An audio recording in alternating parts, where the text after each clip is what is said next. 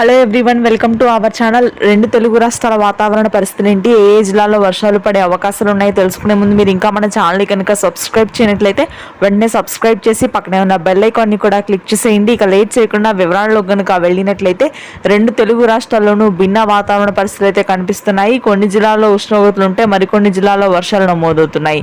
ముఖ్యంగా తెలంగాణ వ్యాప్తంగా ఆకాశం మేఘావృతమై పలుచోట్ల వడగండ్ల వాన నమోదవుతుంది.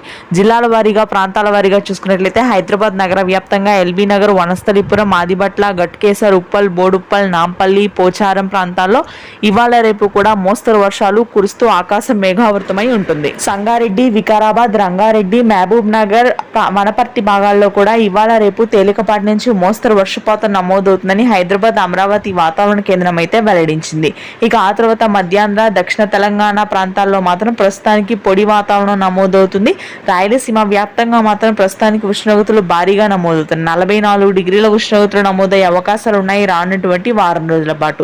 ఉత్తర కోస్తా, శ్రీకాకుళం, విజయనగరం, విశాఖపట్నం ప్రాంతాల్లో కూడా అక్కడక్కడ మోస్తరు వర్షాలు నమోదవుతాయి. ఏప్రిల్ 26 వరకు కూడా ఇదే విధంగా వర్షాలు నమోదు కానున్నాయి. ఇది ప్రస్తుతానికి ఉన్న weather update. Thanks for watching this video.